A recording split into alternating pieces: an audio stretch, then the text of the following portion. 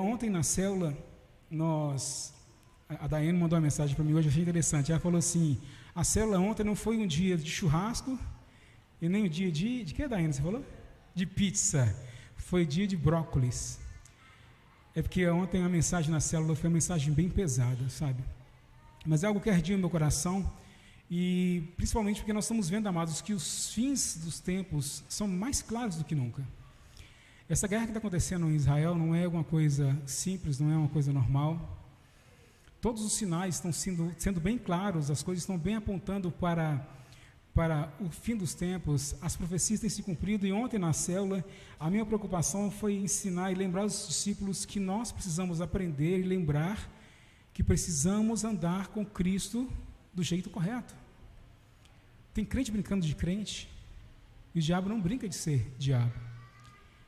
Eu falei ontem na célula que quando você acorda pela manhã, e o Vinícius é uma pessoa que gosta muito de eu ouvir falar essa frase, eu falo assim: se você quiser ir para o inferno, é só você acordar de manhã cedo e não fazer nada, porque a sua rota já está traçada.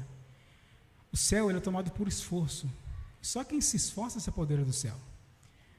Se você acha que se eu acho que minha vida cristã se baseia eu participar de um culto na quarta-feira, no domingo e na célula, e está tudo bem, eu estou completamente enganado. Meu relacionamento com Deus, ele tem que ser muito além. Para ser bem claro, o relacionamento com Deus tem que ser contínuo, em todo o tempo. A Bíblia fala: conheçais e prossigais em conhecer. É um ato contínuo de relacionamento com Deus todos os dias. E tem muito crente, amados, que vem para o culto na quarta-feira, vem para o culto no domingo e vem para a célula e acha que está tudo bem, e ainda bate no peito e fala que eu sou crente. E a minha preocupação, amados, é que nós estamos levando as coisas muito nas brincadeiras. Como diz a Bíblia, que a volta do Senhor será como um raio que sai do Oriente e se mostra ao Ocidente.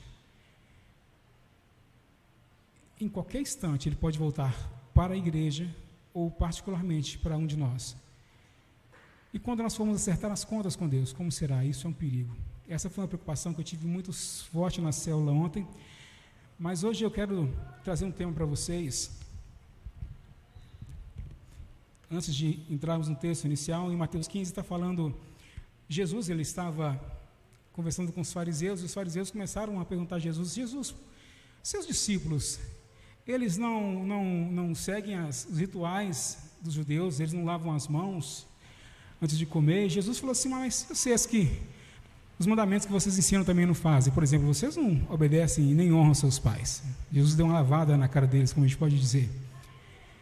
E Jesus falou assim: olha, o que sai da boca é o que contamina, não é o que entra. E quando Jesus falou umas verdades ali com aqueles fariseus, os discípulos falaram com Jesus assim: Jesus, sabia que isso que o Senhor falou mexeu com o coração deles, doeu no coração deles?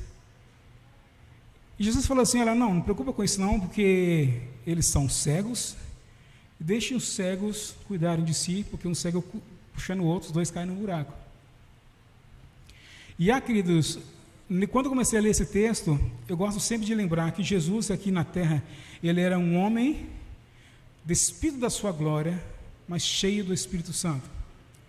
Eu quero fazer uma analogia, amados, com um pensamento em que esse estudo me trouxe sobre Jesus e uma preocupação que ele pode ter tido. Não estou afirmando que ele teve essa preocupação, mas para mim, como cristão, seria ótimo eu ter essa preocupação, porque Jesus, ao ensinar, nada na Bíblia está ali à toa, sempre para nos trazer algo diferente. Após acontecer esse fato, também aconteceu que Pedro virou para Jesus e falou: Jesus, explica essa parábola do Senhor aí, eu não estou entendendo direito. No capítulo 16, no capítulo seguinte, é onde a gente vai ler, eu gostaria que você abrisse sua Bíblia, e o nosso tema vai ser: quem dizem, ou quem dizes que eu sou? Porque no capítulo 16, antes da gente ler, queridos, os fariseus voltaram para Jesus, pediram a Jesus um sinal dos céus, e ele falou assim: olha, o único sinal que vocês terão será o sinal de Jonas, uma referência aos 3 dias que Jonas passou no ventre do peixe, e que Jesus também passaria 3 dias morto antes da sua ressurreição. Eles fizeram assim, e depois Jesus falou com os discípulos: cuidado com o fermento dos fariseus. E os discípulos começaram a perguntar assim: mas nós nem trouxemos pão, será que é por isso que ele está falando Quando eu vi esse texto, amados, eu achei que normalmente a gente acha que é uma coisa muito normal, mas eu comecei a perceber uma preocupação que Jesus demonstrou a partir desses 5 fatos. Os fariseus começaram a interrogar, os discípulos começaram a perguntar a Jesus, e falaram a Jesus: você magoou eles, Jesus. Depois Pedro falou assim: seja bem mais claro nas suas palavras. Depois eles pedirem um sinal dos céus, Jesus fala com eles assim: olha, cuidado com os fermentos dos fariseus. Os discípulos começaram a falar assim: mas nós nem trouxemos pão, será que é isso que ele está falando? O meu sentimento, quando eu vi isso, será que Jesus teve uma preocupação em perceber se o que ele estava falando estava bem claro para aquelas pessoas? E aqui nós entramos no nosso texto, Mateus capítulo 6, versículo 13 até o 16, e depois o versículo 20, fala assim: chegando Jesus à região da Cesareia de Filipe, perguntou aos seus discípulos: quem os outros dizem que o Filho do Homem é? Versículo seguinte. Então advertiu aos discípulos, versículo 13, 14, 15 e 16, depois o 20. Versículo 3, agora qual é o versículo 14? Isso, então responderam: alguns dizem que é João Batista, outros Elias, e ainda outros Jeremias e outros os profetas. E vocês? Perguntou ele: quem vocês dizem que eu sou? Simão disse: tu és o Cristo, o Filho do Deus vivo. Agora o versículo 20, por favor. Então advertiu aos seus discípulos que não contassem a ninguém que ele era o Cristo. Feche seus olhos. Deus, no nome de Jesus, a tua palavra será ministrada nessa noite, e eu, como instrumento do Senhor, Deus, eu peço que a tua vontade possa prevalecer, que o Senhor seja claro, Pai, aos nossos corações, que nós viemos aqui ouvir a tua palavra. E a tua palavra, Pai, sempre é boa, mesmo quando nos dói, quando ela nos conforta, quando ela nos aviva. A tua palavra é boa, perfeita e agradável, e nós queremos ouvir a tua palavra nessa noite. Usa-me para a glória do teu nome, e que a tua igreja seja, Pai, coberta pela cobertura do sangue de Jesus. É a minha oração nessa noite. Abre as nossas mentes, Deus. Eu desejo do meu coração, e eu oro em nome de Jesus. Amém. Amados, vendo esses fatos, Jesus teve essa conversa com seus discípulos. A primeira pergunta que Jesus fez, versículo 13, você volta para mim, por favor, Adriano, versículo 13, a primeira pergunta que Jesus fez era: quem eles dizem que eu sou? Eu acho interessante, amados, que nós como cristãos ouvimos muito lá fora assim: eu não estou me importando o que as pessoas estão falando de mim ou pensam de mim, eu sou crente, pronto. Eu não importo o que as pessoas falam de mim. E na verdade, amados, está totalmente ao contrário, porque nós precisamos sim nos importar com o que falam de nós. Nós fomos colocados na terra para sermos diferença. Se nós não formos a diferença, nós não estamos cumprindo o nosso papel como cristãos na terra. Quando o Senhor olhou para nós, Ele escolheu-nos a dedo, pela sua misericórdia, nós fomos salvos, e o Senhor contou conosco. Quando Ele disse para você assim: vá e dê fruto, seja um testemunha, mostre a minha vida na sua vida, Ele falou claramente que era necessário que nós mostrássemos a imagem dele através das nossas vidas. E a primeira vez que Jesus perguntou, ele estava preocupado com o que as pessoas lá fora estavam pensando a respeito dele. Quando Jesus falou assim: o que eles estão pensando a meu respeito? Por isso que eu falei com vocês que eu imagino que após os 5 fatos iniciais, Jesus pode ter parado por um instante. Estou fazendo uma analogia, não estou afirmando, mas isso para mim me serve. É aquele momento que a gente senta e fala assim: será que eu estou sendo claro na minha vida cristã? Será que eu estou falando do jeito certo? Será que eu estou conseguindo mostrar o jeito que eu devo mostrar para as pessoas lá fora? Será que as pessoas estão entendendo? Será que o que eles estão falando que eu sou? A preocupação de Jesus era que as pessoas lá fora estão pensando a respeito de mim. E a primeira pergunta que eu faço para mim: o que as pessoas lá fora pensam a meu respeito? E é muito fácil as pessoas lá fora pensar a meu respeito. Quem não me conhece e me vê nas redes sociais, boa noite, você está em casa, abençoa a sua vida em nome de Jesus. Mas quem me vê em casa pregando ou participando do louvor, quantas vezes eu encontro pessoas na rua e falam: não, eu vi você tocando na igreja, nossa, você canta muito, você toca muito. Eu falo: para com isso. E as pessoas acham que por você tocar uma música, você toca muito, por você pregar um pouquinho, você prega muito, por você estar aqui na igreja, você é um cristão autêntico. Isso aí é muito fácil demonstrar que somos cristãos para quem não está perto da gente. Mas Jesus, ele começou a fechar o cerco. Em primeiro lugar, ele pensou, quem está lá fora, o que pensam a respeito? Eles falaram assim, alguns falam que você é João Batista, Jeremias, falam que o Senhor é o profeta. E Jesus, beleza. Mas e os discípulos aí? O que eles estão pensando? Quem eu sou? As pessoas mais próximas de nós. E aí eu penso sobre a minha célula. O que os meus discípulos pensam ao meu respeito? E mesmo assim é muito fácil, porque o discípulo normalmente é muito colado na gente, do jeito que a gente é com os discípulos, com carinho, eles são também com a gente, é recíproco. Mas isso também não demonstra uma vida cristã autêntica. Por mais que eu queira ser um cristão na minha célula, lá fora eu estou isolado do mundo e já pensam que eu sou um cristão autêntico por pouco que me veem. Meus discípulos me veem na célula, mas não sabem o que eu estava fazendo antes de começar a célula. Então, se eu entro lá na minha área, lá, os discípulos todos sentados, eu com o violão na mão, e eu vou começar a tocar, eles falam, nossa, chegou o nosso líder aí, vai cantar, é um homem de Deus. Gente, só porque me vem na célula, são os que estão mais próximos. E como Jesus preocupou em saber o que os discípulos também pensavam a respeito dele, a minha preocupação como um cristão é, Deus, o que as pessoas que estão em meu redor pensam ao meu respeito?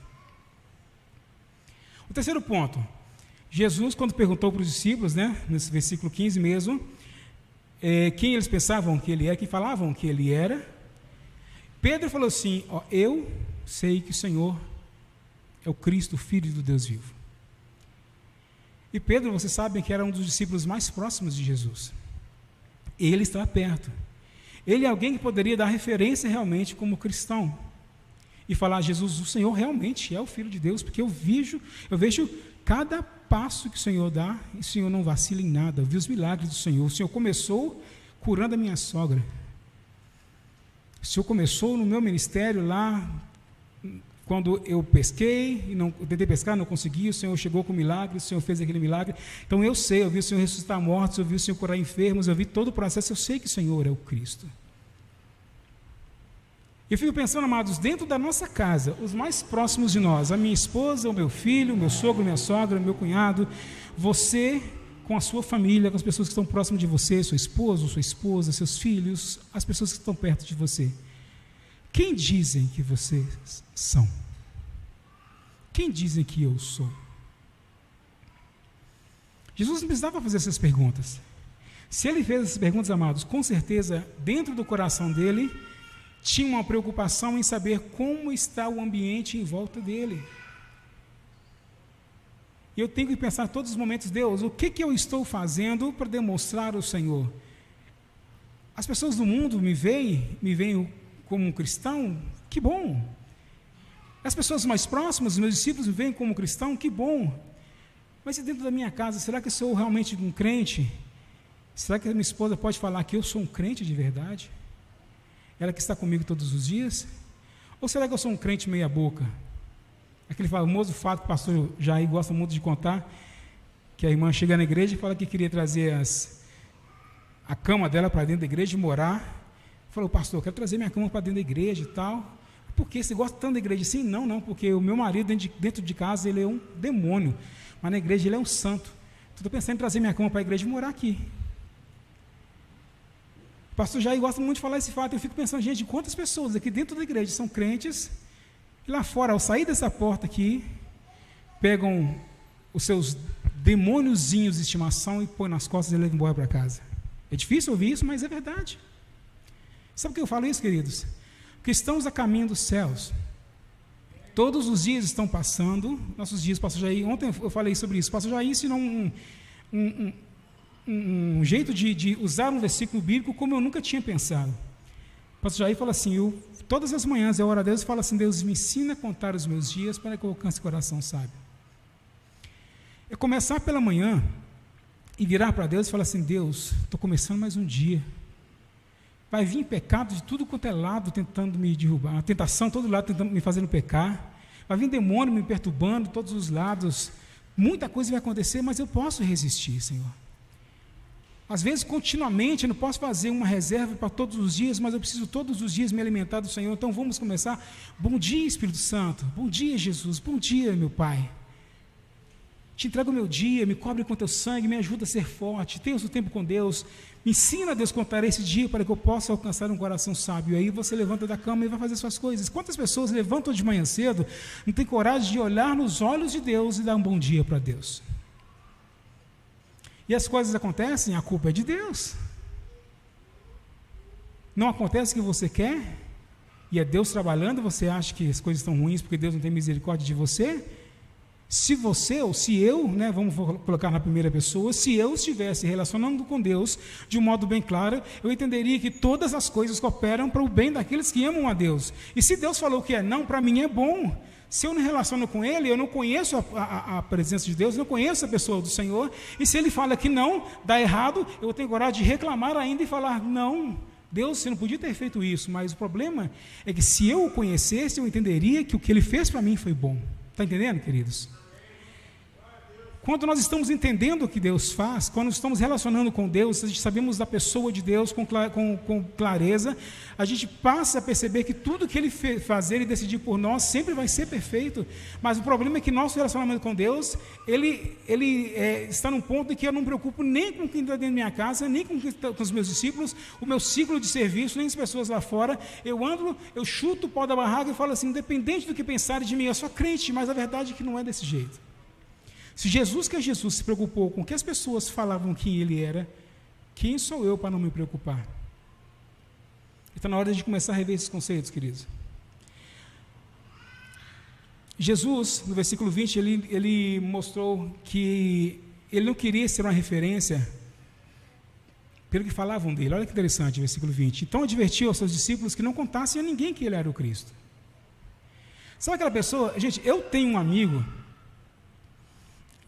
que ele é cristão, que tem uma sede, uma vontade tão grande de se autopromover, que ele manda mensagem direto, põe foto dele, põe arranjo dele, põe cortes do que faz, mas, sabe, acontece para mostrar a sua pessoa com o prazer de se autopromover. Eu fico pensando, quantos de nós somos desse jeito? Se não aparecer, não está certo. Acontece muitas vezes, amados, em cultos,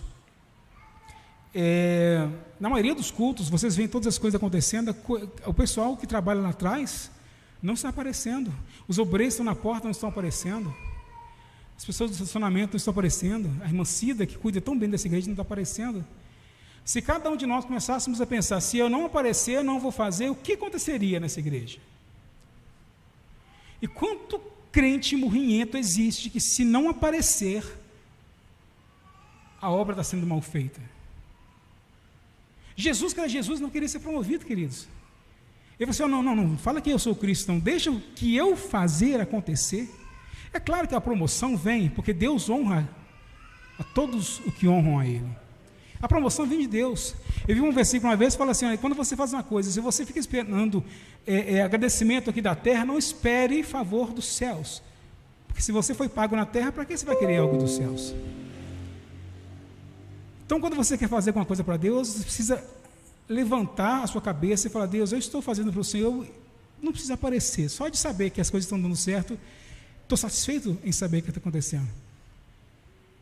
A igreja é bonita, as paredes são bonitas, o altar é muito lindo, o estelão está maravilhoso, né?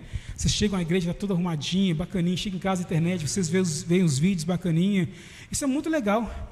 A porta da igreja é linda, a fachada da igreja é maravilhosa, mas o que sustenta a igreja, amados, está por baixo, ninguém vê.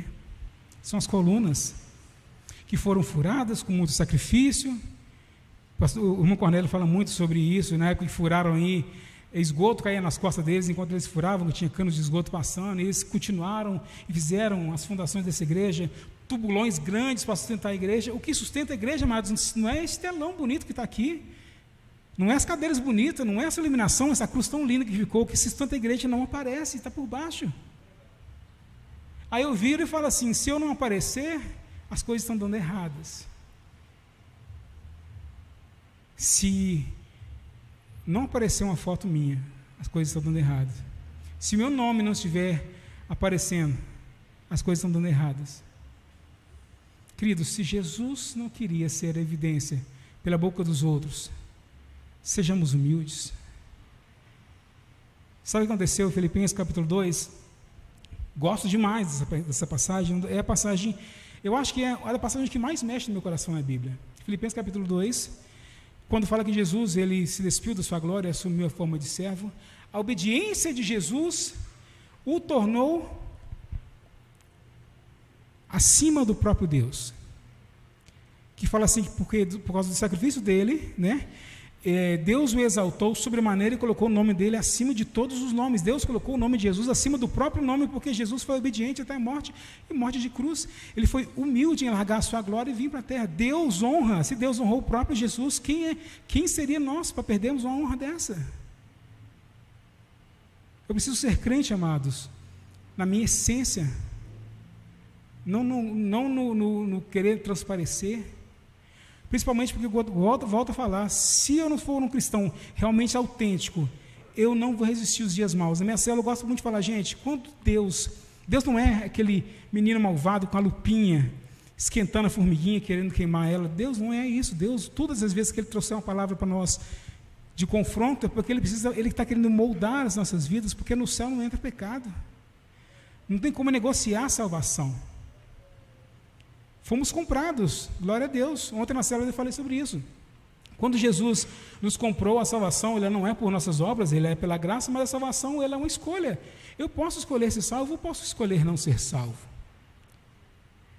Quando Jesus, ele morreu por mim, ele falou assim, João capítulo 1, versículo 12, mas a todos quanto receberam, deu-lhes o poder ou o direito de serem chamados filhos de Deus. Todos quanto o receberam. Então, se eu recebo Jesus em minha vida, eu tenho o direito de ser chamado filho de Deus. Agora, se a salvação é dada para mim, e eu falo, eu não quero a salvação, aí já é um problema meu, sabe por quê? Se você mora na casa do Pai, você precisa obedecer às ordens do Pai. Pastor Cláudio Duarte, eu até mandei para o pastor Arley um corte. Eu assisti um podcast essa semana, não sei quem gosta de podcast, eu gosto muito. Gente, assistam o podcast do pastor Cláudio Duarte com o Celso Portiolli. O Celso Portiolli converteu, não sei se vocês sabem, e a conversa dos dois foi algo interessante. E o Celso Portiolli falou uma coisa que eu achei muito legal, que ontem me fez refletir muito. Ele falou assim, que logo antes da pandemia, ele começou a entrar em depressão, e quando ele começou a passar sobre isso, o Portiolli até falou assim, você em depressão? Eu falei, sim, e eu não entendi por quê. Quando começou a acontecer, eu comecei a fazer uma análise na minha vida, eu percebi que eu morei em 7 famílias diferentes. Quando eu começava a viver na casa de uma pessoa, e eu não seguia as regras da casa, eu era expulso da casa, eu tinha que pôr minha sacolinha nas costas e ir para outra casa. E fui expulso por 6 casas diferentes, eu morei em 7 lugares diferentes, porque eu não obedecia às regras da casa. E aí eu viro e penso assim, poxa, beleza, então o Senhor me deu a salvação. Eu falei assim, olha, todos quanto recebem são chamados filhos de Deus. Então eu falo assim, graças a Deus, hoje eu sou salvo e vou para o céu. Não é bem assim, porque para você morar na casa do Pai, você precisa obedecer às regras do céu. Se eu quero ser crente, amados, e quero morar com Cristo, eu preciso, no mínimo, obedecer às ordens da casa do Pai. Eu vi algumas semanas atrás, eu mostrei esse vídeo para o William ali atrás. A Niva Isabela, que já ministrou aqui várias vezes, ela falou assim, ministrando para uma igreja sobre o ministério de louvor, ela falou assim, e quando eu vi isso, amados, ela falou sobre o ministério de louvor, mas eu vi bem claro que isso se engloba em toda a igreja de Cristo. Olha que interessante. Ela falou assim, você está aqui no ministério de louvor, tocando, cantando bacaninha, e o líder é um líder muito bonzinho, ainda falou do rapaz lá, fulano de tal, é muito bonzinho, tem um coração muito doce, e aí o que acontece? As pessoas começam a chegar atrasados na hora do culto, os ministros de louvor, não chegam no horário, ou não ensaiam, e começam a fazer as coisas erradas, e aí o ministro, o líder, vira, e como ele é uma pessoa muito boazinha, fala assim, gente, eu não posso ficar xingando ele, porque ele é uma pessoa que se doou para estar aqui. Ele não é pago para estar aqui. Então eu não posso cobrar dele, porque ele se ofereceu. Como é que a palavra é? Oi? Voluntário, obrigado. Ele é voluntário. Então eu não posso cobrar dele, porque ele é um voluntário. Aí falou assim, sabe quando você... Aí falou assim, deixa eu facilitar para o líder de louvor. E eu englobo isso para toda a igreja. Sabe quando você é líder? Quando você é voluntário? Quando você chega para a Kézia e fala assim, Kézia, eu quero participar do grupo de louvor. Eu toco, eu canto, tal. Beleza? Posso? A Kézia faz a avaliação, fazemos a avaliação, beleza, começa a entrar para tocar. Você é voluntário até esse momento. A partir do momento que você entrou, você precisa obedecer as regras da casa. Você é voluntário para entrar. Se você entrou, está na hora de obedecer as regras. Você é voluntário, queridos, para entrar por aquela porta e levantar sua mão e falar, Senhor, eu te aceito como meu único e suficiente Salvador. Mas você não pode continuar como está, porque você tem que obedecer as regras da casa. E as regras da casa são, eu tenho que me transformar, eu tenho que mudar os meus hábitos, eu tenho que ser um novo cristão, eu tenho que fazer Cristo sair através da minha vida, nos poros da minha pele, eu tenho que alcançar pessoas, eu tenho que me preocupar com pessoas, porque se eu não fizer isso, eu não estou sendo um cristão autêntico. Eu estou entrando pelas portas da igreja, participando com um grupo social, mas não estou sendo parte. Então, amados, quando eu vi aquilo, eu fiquei pensando, Deus, é verdade, as pessoas que estão trabalhando na igreja, ninguém é obrigado a estar aqui, mas se decidiram estar, precisam fazer com que as coisas dão certo. E a gente, né, pastor, para tratar com pessoas é difícil, e o nosso sentimento é esse, poxa, eu não posso ficar pegando demais no pé das pessoas, porque é difícil falar com crente, principalmente com crente velho. Chegar e puxar a orelha é difícil. Às vezes você vai falar alguma coisinha, a pessoa começa a se condoer e dói. Para a gente que é líder, dói. Para o pastor que é pastor, dói. Para os pastores, isso é difícil. Porque a gente quer tratar com as pessoas para que as coisas andem bem, para que nós possamos continuar caminhando para os céus. E só estou fazendo isso para caminhar para o céu. Eu preciso fazer com que as coisas andem do jeito que devem andar. E aí a gente vai tratar e fica difícil de tratar. E eu volto inicialmente perguntando, quem dizem que eu sou? Será que se o meu líder precisar tratar comigo alguma coisa, eu estarei disponível a receber essa direção, porque ele quer mandar em mim? Não, porque ele está me levando para o céu. O pastor Jair, antes do pastor Arley assumir, o pastor Jair sempre, né, muitos anos que eu estou aqui na igreja, eu sempre abraçava o pastor Jair e falava assim, eu amo o Senhor, porque o Senhor está me levando para o céu. Hoje é o pastor Jair, o pastor Arley. Eu amo esse cara porque ele está me levando para o céu. E você? Você com seu líder? Será que você ama e tem honrado o seu líder? Que ora por você, que luta por você? Com seu esposo ou sua esposa, que ora por você? Com seus pais, será que você honra seus filhos? Será que estão sendo cristãos autênticos e demonstrando realmente Cristo? Ou será que somos um cristão meia boca? Mené, Mené, Tekel, Parsim. A visão de Daniel. Fosse pesado na balança e achado em falta. Vai chegar um dia, amados, que nós vamos ser pesados. Eu vi um vídeo de semana, achei bem interessante. Um cara num corredorzinho, com uma porta, e umas ovelhas vindo correndo em direção a essa porta, e algumas ovelhas tinham uma marca vermelha nas costas, e outras não tinham. E elas vinham correndo assim, e ele ficava assim com a porta, um corredorzinho pequeno, uma porta saía para um lado, outra para o outro, e a ovelha correndo, ele fazia assim, a vermelha, ele abria para entrar para cá, as que não tinha marca fechava. Então, ele ia separando assim, as que tinham marca entravam para um lado, e as ovelhas que não tinham marca entravam para o outro, e a mensagem escreveu assim, chegará o dia dessa seleção. Gente, olha que coisa, vai chegar um dia em que nós vamos passar por essa seleção, e Jesus vai olhar para nós e vai lá, o que em nós? Quem Jesus pensa que eu sou? Uma pergunta que eu fiz ontem para os meus discípulos. Na verdade, eu deixei uma referência para os meus discípulos ontem, e falei com eles assim, queridos, façam um teste na vida de vocês.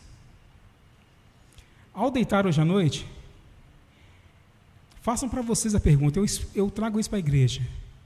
Se amanhã cedo baterem na sua porta e te pedirem Jesus, você vai ter Jesus para dar? Se você não tiver, querido, o trem está feio para o seu lado. Não digo por cristãos novos, principalmente para cristãos velhos, é claro, né?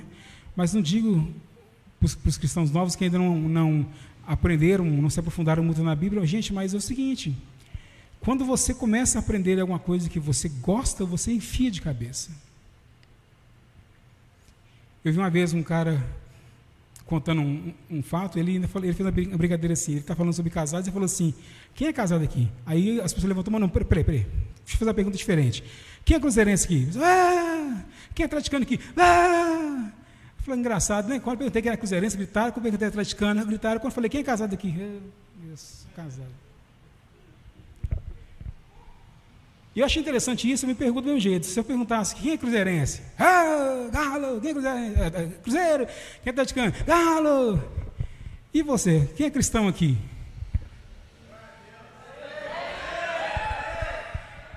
Porque eu incentivei vocês fizeram, mas durante o dia você faz isso. Eu faço isso.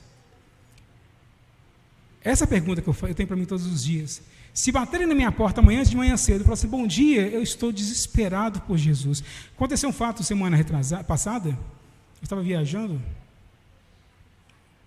estava no aeroporto de Confins, contemplando os aviões pousando, eu achei demais, fui lá com a Azaf e a Ananda, nós ficamos olhando os aviões pousando. De repente, recebo uma ligação. Daiane, minha discípula. Carlinhos, tudo bem? Tudo bem, tudo. Desculpa, eu não vi a ligação, não está acontecendo. Tem um rapaz, um moço aqui me procurando, ele pediu Jesus. Ele falou assim que ele quer entregar a vida para Jesus, mas porque a situação é essa e tal.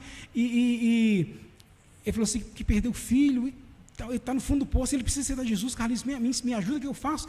Aí eu falei assim, amado, ora com ele. Faça a oração do pecador com ele, tal. Pega o telefone dele se puder, mas faça isso. E depois que eu desliguei o telefone, eu falei, gente, glória a Deus, né? Os peixes estão pulando dentro do nosso aquário. E a Daiane, na hora que ela recebeu a ligação, ela não tinha na hora o que fazer, mas o que ela fez? Carlinhos, o que eu faço? Aí, amados, amanhã chega alguém na sua casa, bate na porta, fala, bom dia, você tem Jesus para me dar? Pum! Não, agora não, fica para outra hora. A gente é incapaz de pegar o telefone, a gente é incapaz de orar, é incapaz de falar o que antigamente era praxe de cristão. Jesus te ama. Dentro do ônibus você ouvia Jesus te ama, hoje você entra no ônibus, você não vê ninguém mais falando, nem os crentes mais. Eu fico me perguntando, por que Jesus? Quem dizem que eu sou? O que Jesus diz que eu sou? E a pergunta mais pesada é essa. Se Jesus virar para mim e falar assim, quem você é? Qual a explicação que eu terei para dar para ele? Porque não tenho como eu esconder nada dele. Ele conhece todos os meus defeitos e as minhas poucas qualidades.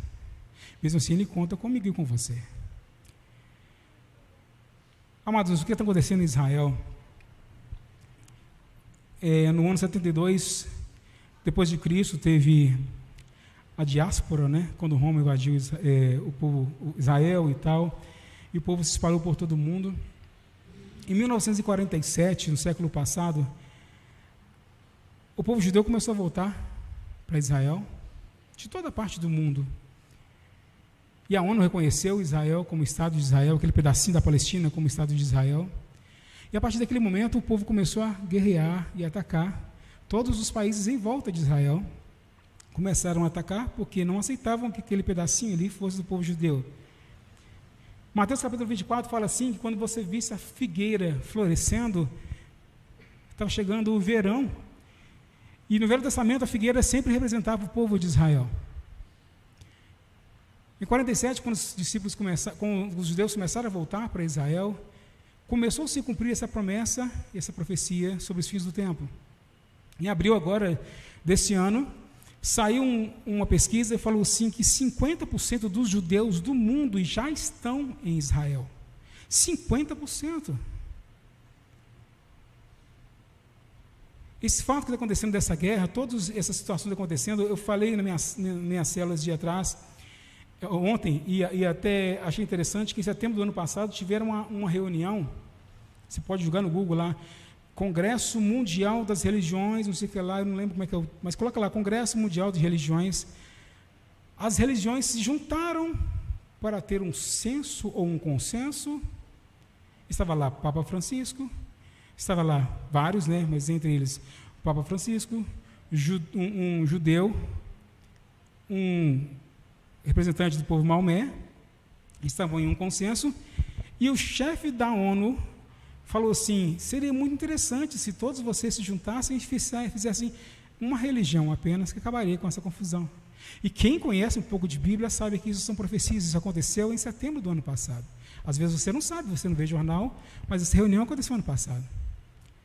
Tem um cara aí aparecendo aí, o nome dele é Krishner, que há muita referência nele, um cara bilionário, judeu, que tem uma influência grande na política mundial, que fez uma intervenção de acordo de paz entre árabes e judeus, e está lutando absurdamente para fazer isso. E se você pegar a vida desse cara e estudar com todo cuidado, você começa a perceber que as referências dele se ligam muito ao anticristo, com muita clareza. Para vocês terem ideia, ele tem um prédio no centro dos Estados Unidos, no centro de Nova York, e o prédio dele, por incrível que pareça, o número dele, todo o tamanho é 666.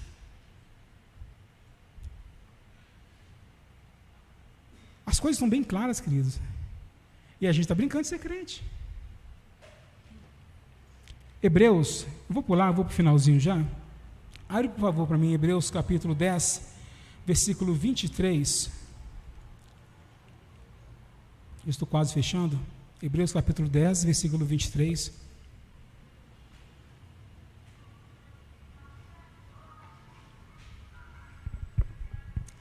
Olha o que diz a Bíblia: apeguemo-nos com firmeza à esperança que professamos, pois Ele é fiel, ou aquele que prometeu é fiel. E consideremos uns aos outros para nos incentivarmos ao amor e às boas obras. Espera um pouquinho, olha o que fala, volta por favor no versículo anterior. Consideremos uns aos outros, ou preocupemos uns com os outros para incentivarmos ao amor e às boas obras. Eu preciso me preocupar com quem está em volta de mim.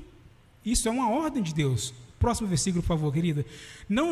Gente, olha isso aqui. Não deixe de reunirmos como igreja. Na outra versão fala: não deixemos de congregar, segundo o costume de alguns, mas procuremos encorajarmos uns aos outros, ainda mais quando vocês veem que aproxima o dia. Pausa um pouquinho, antes de continuarmos. Olha aqui, você em casa, que não vem nos cultos, a Bíblia fala assim: não deixe de congregar como é o costume dos outros, por quanto mais você vê que o dia do Senhor se aproxima. Você que está aqui na igreja, não deixe de congregar. Você vai na igreja uma vez no mês, uma vez na semana? Se vai na célula ou não vai? Para mim é normal. Gente, não deixe de congregar, por quanto mais você quer mais sinais de que as coisas estão acontecendo. Olha o que está falando em Hebreus.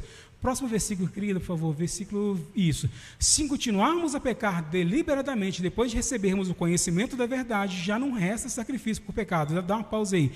Olha, eu aprendi sobre a salvação. Eu entrei por aquela porta, eu aceitei Jesus, eu comecei a ouvir sobre a palavra de Deus, eu fui alimentado, eu comecei a trabalhar para o Senhor, eu comecei a me entregar, a me aproximar de Cristo, soube o que é pecado, decidi deixar de pecar, comecei a fazer as coisas certinho, de repente eu começo a andar para trás, eu voltar para trás e pecar, e de vez em quando eu peco, de vez em quando eu não peco, um dia eu sou santo, outro dia eu não sou santo, um dia eu alegro o coração de Deus, outro dia eu entristeço o coração de Deus. E ali fala assim: se eu continuar a pecar deliberadamente ou à vontade, depois de receber o conhecimento e saber o que é pregado aqui nesse altar, não resta mais sacrifício, nada adianta mais para mim.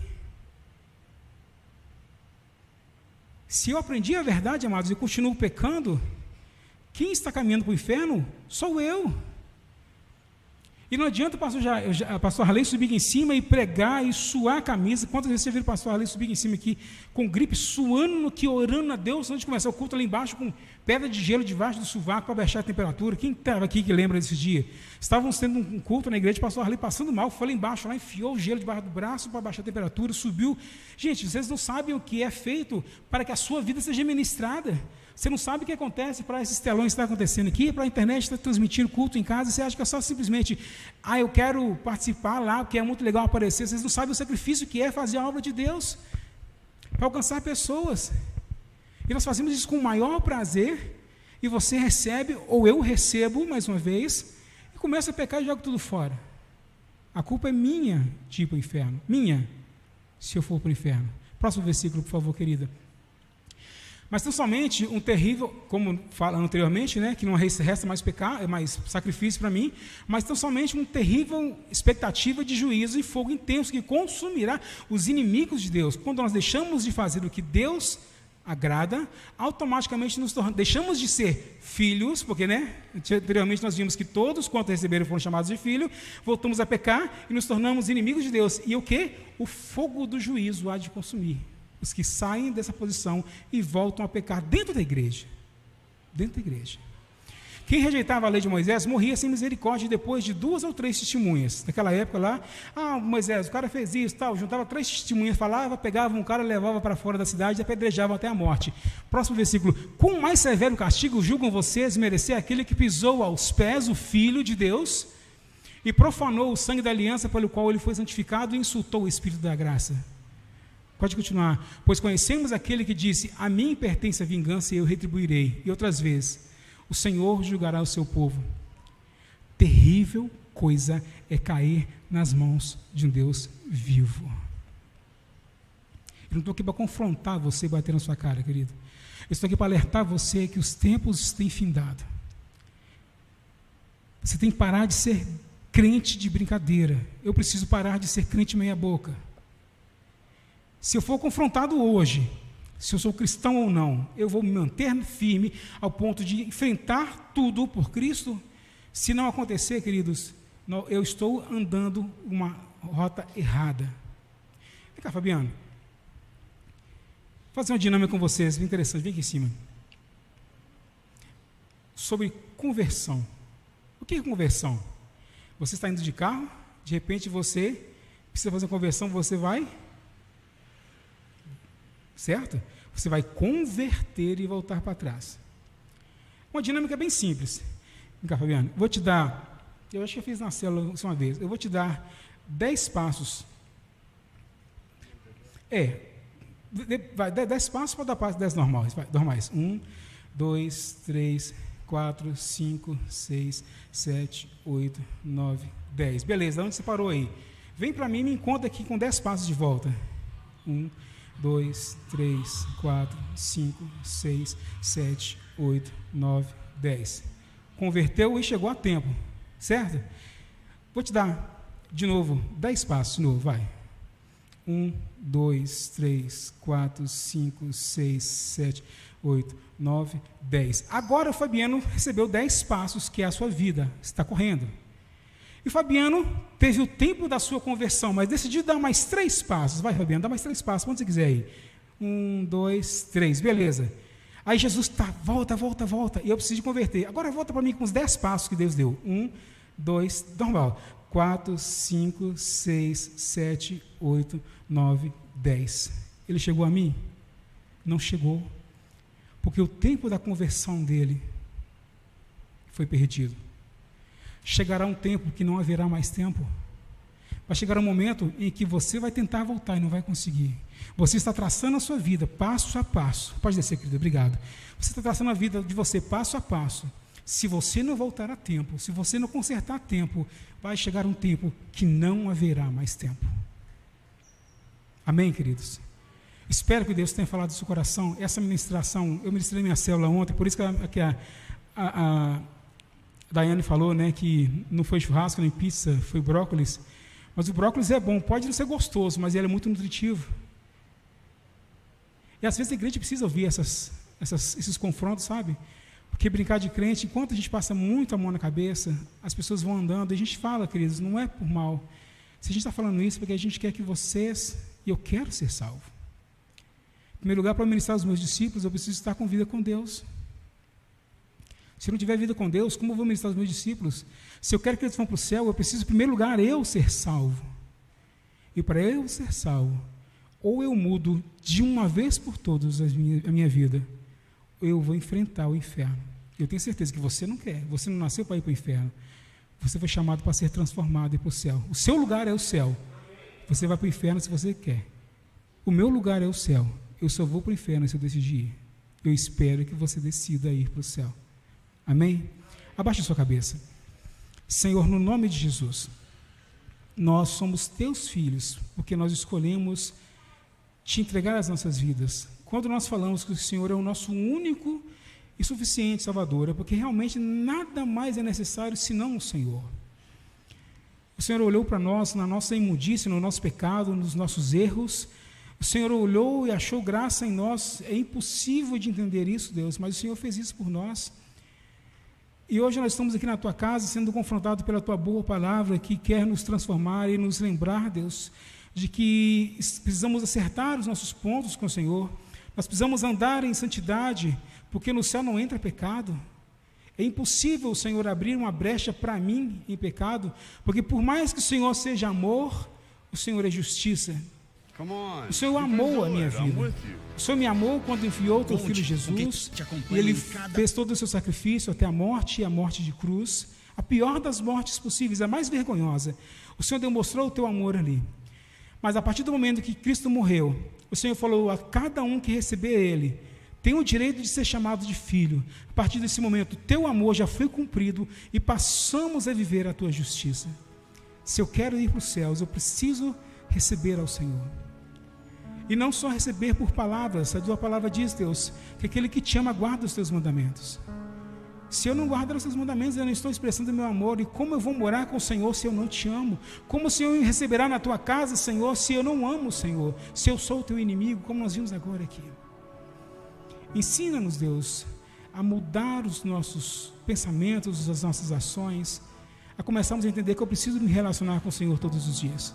Ao acordar de manhã, ao dar o bom dia para o Senhor, a andar como um cristão, mas me alimentar e ter Cristo em mim. Porque se amanhã baterem na minha porta e pedirem ao Senhor, eu terei para te dar. E todas as vezes que eu levar o Senhor a alguém, além da salvação que já é paga por mim, o Senhor ainda há de me honrar.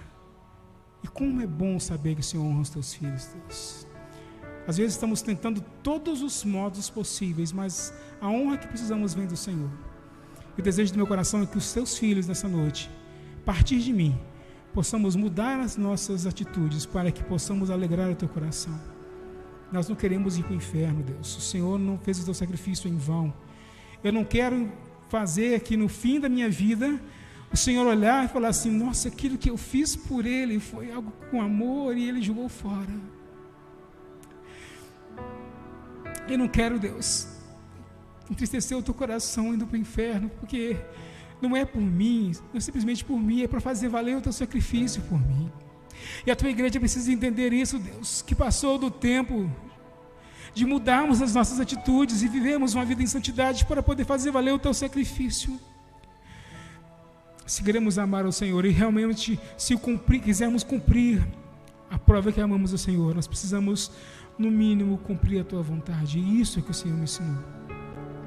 Eu abençoo os que estão em casa nessa noite, Deus. Eu declaro a cada um que está em casa, Deus, que não tem saído de casa para vir para os cultos, que começou a ficar quieto. É claro que existem aqueles, Senhor, que não podem vir mesmo, mas aqueles, Deus, que não vêm porque não querem, que não vão à célula porque não querem, que acham que as desculpas mais simples podem fazer diferença. Para mim, Deus, eu não importo com isso. E o Senhor é que sabe as verdades. Eu digo a esses que estão em casa, que brincam com o tempo, que não levam a sério, Deus, tenha misericórdia e desperta essas vidas. Eu declaro que os corações deles sejam aquecidos nessa noite pelo poder do Teu Espírito Santo, e diferenças, Pai, a partir de hoje possam acontecer, para que eles possam despertar e entender que precisam estar aqui na Tua presença, porque nós somos chamados para sermos salvos e não para sermos um povo qualquer da terra. Eu abençoo a Tua igreja nessa noite e declaro, Pai, que a Tua boa palavra em torno dos nossos corações, que frutifique para a Tua glória. É a oração nessa noite, o desejo do meu coração, eu oro ao Senhor, em nome de Jesus, para a glória do Senhor, graças a Deus.